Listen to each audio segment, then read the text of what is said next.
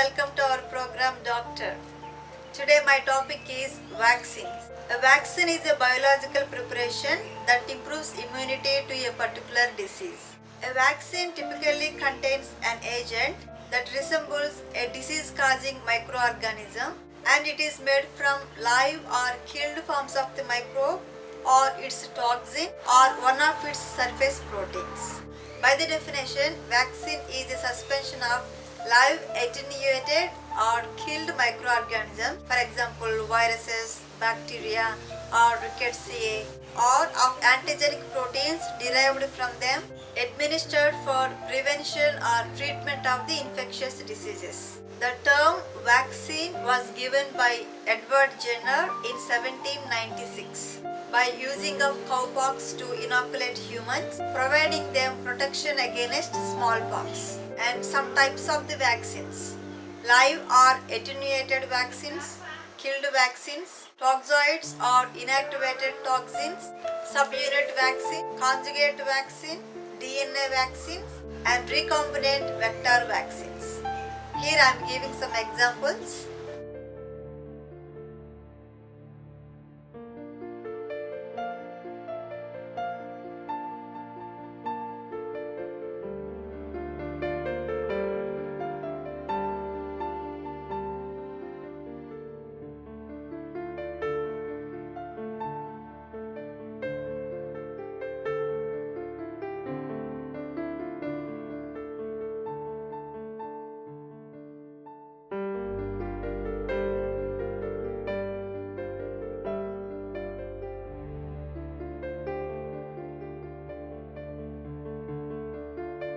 Now I am going to discuss one by one. First one is live attenuated vaccine. It is a vaccine prepared from live microorganisms or viruses cultured under adverse conditions, leading to loss of their virulence but retain their antigenicity. Development of live attenuated vaccines. Viruses may be attenuated via passage of the viruses through a foreign host, such as tissue culture, embryonated eggs, or live animals. And advantages of live attenuated vaccines: they activates all phases of the immune system, and they provides more durable immunity, and booster doses are required less frequently, and they are low cost, they produce quick immunity, and they are easy to transport or administer. For example, oral polio vaccine can be taken orally rather than requiring a sterile injection by a trained health worker.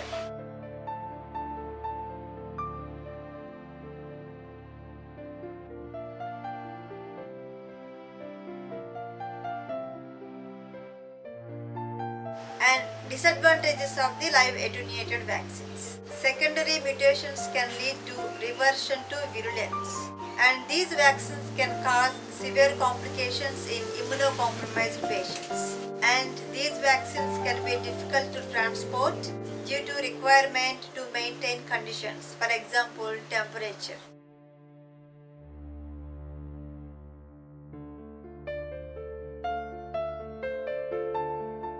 Next one is inactivated vaccines or killed vaccines. An inactivated vaccine consists of virus particles which are grown in culture and then killed using a method such as heat or formaldehyde.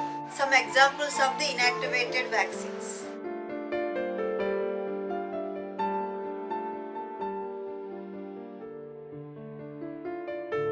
coming to the mechanism. Here the virus particles are destroyed and they cannot replicate, but the virus capsid proteins are intact enough to be recognized by the immune system and evoke an immune response. But booster doses are required periodically to reinforce the immune response. And here you have to learn two words: primary dose or initial dose and booster dose.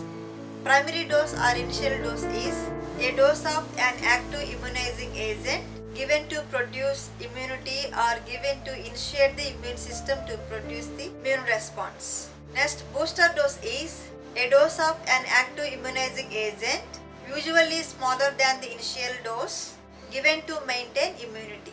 And here you should know what is toxins and what is toxoid.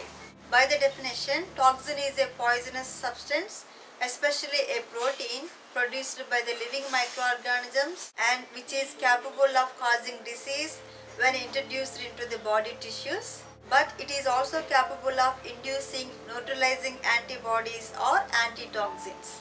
That is the definition of the toxin. Mainly the toxins are two types, exotoxins and endotoxins. And exotoxins are produced by both gram-positive and gram-negative bacteria, and they are polypeptide in nature. And these exotoxins can be converted into toxoids. Next one is endotoxins. These are polysaccharide in nature and they cannot be converted into toxoids, and these are produced by the gram-negative bacteria. Next one is, what is toxoid? It is a modified or inactivated exotoxin when we treat it with heat or chemicals. It will lose its toxigenic property but retains its antigenicity. That means the ability to combine with or stimulate the production of antitoxin. For example, diphtheria toxoid, and it is the formaldehyde inactivated toxin of Corynebacterium diphtheriae, and which is used as an active immunizing agent against the diphtheria. And second example is tetanus toxoid, and this is also formaldehyde inactivated toxin of Clostridium tetani. Immunization schedule and recommended dosages.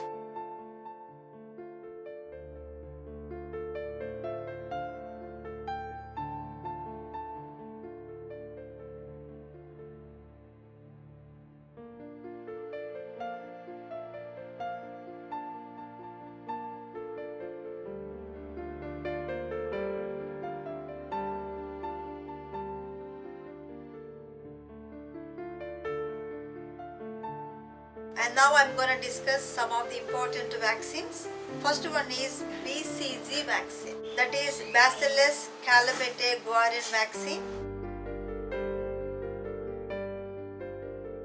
This vaccine protects against tuberculosis.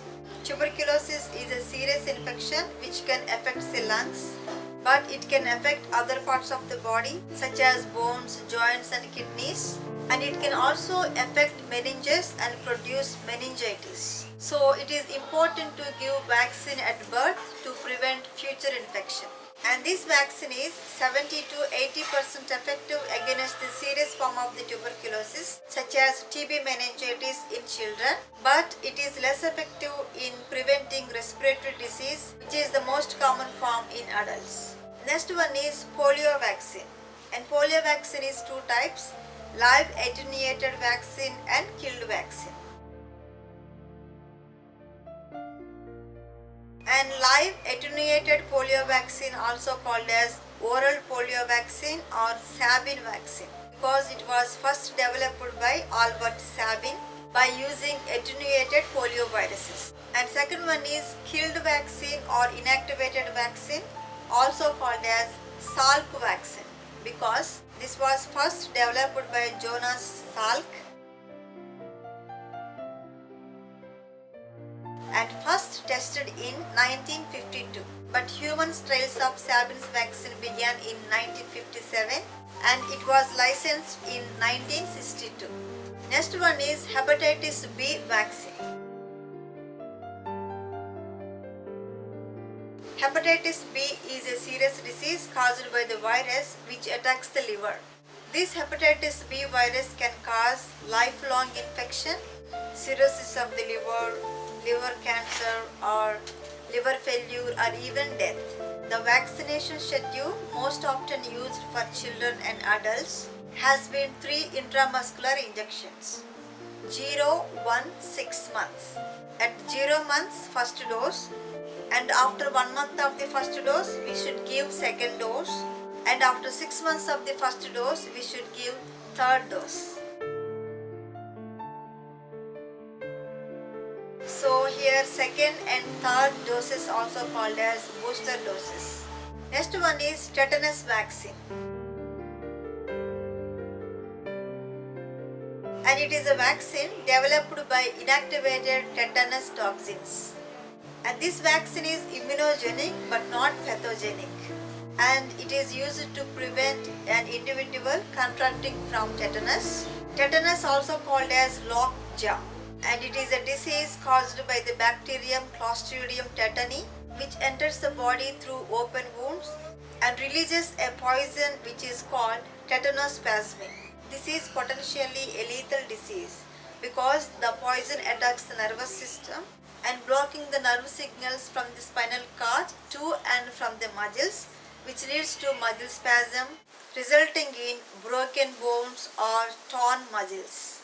However, this disease is preventable by administering multiple doses of the vaccines and administering recommended booster doses every 10 years. And it is available as a tetanus toxoid and also available as a combined vaccine DTP with diphtheria toxoid and pertussis vaccine. Next, coming to the DTP vaccine, it is a class of combination vaccines against 3 infectious diseases in humans. These are diphtheria, pertussis and tetanus. Next one is MMR vaccine, measles, mumps and rubella vaccine. This is also a combined vaccine. This is a live attenuated vaccine. And I hope this brief information on vaccines can help you to understand how the vaccines helps to prevent various infections and diseases, and what is the recommended dose and what is the immunization schedule and all. And I hope you enjoyed this program. Thanks for watching. See you with another topic. Till then, take care and bye.